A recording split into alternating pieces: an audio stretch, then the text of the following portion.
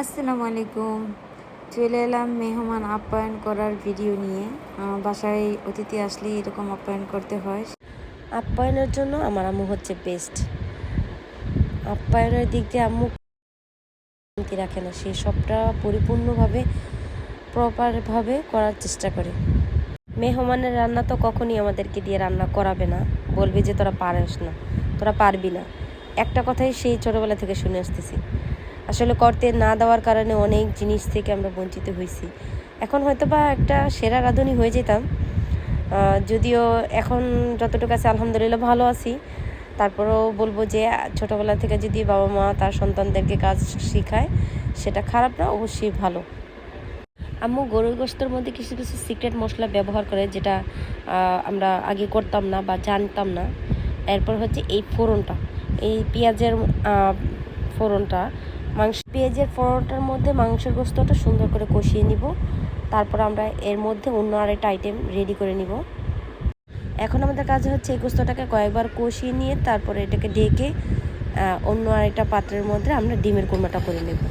ডিমের কোরমাটার পাশাপাশি অন্য আরও বিশেষ কিছু আইটেম আছে, সেগুলো সবকটা দেখানো সম্ভব না। আমরা এখানে 3টা আইটেম তুলে ধরছি।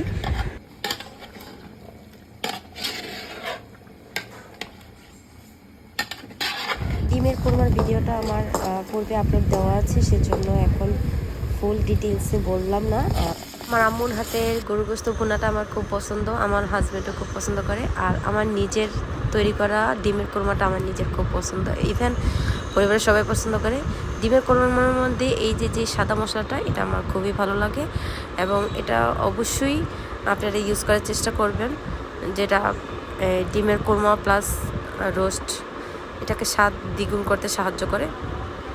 সময় করে সবাই আমার চ্যানেলটা সাবস্ক্রাইব করে নেবেন আর লাইক কমেন্ট দিয়ে পাশে। ডিমের কোরমা হওয়ার পাশাপাশি আমরা দেখে আসবো গরুর গোস্তটা কতটুকু আমাদের আগালো। এখন দেখতে পাচ্ছেন আপনারা কতটা সুন্দর একটা কালার আসছে। এখন নেড়ে চেড়ে দেবো। এখানে আমাদের 20 জনের মতো আয়োজন করা হয়েছে। ডিমের যেই ডিমগুলো দেখতে পাচ্ছেন, প্রায় 20টার মতো ডিম আছে এখানে।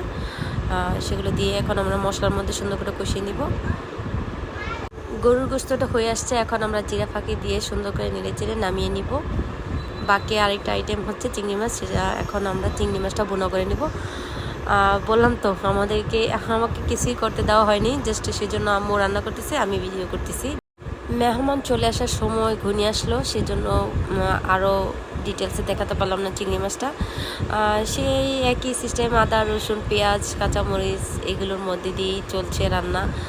কিছু কিছু আইটেম থাকে যেগুলো বিশেষ করে রান্না করা থাকে, মানে বা হয় গরু গোস্ত, ডিমের কোরমা, এগুলোর মধ্যে কিছু সিক্রেট থাকে। আজ এই পর্যন্ত, সবাই ভালো থাকবেন। আসসালামু আলাইকুম।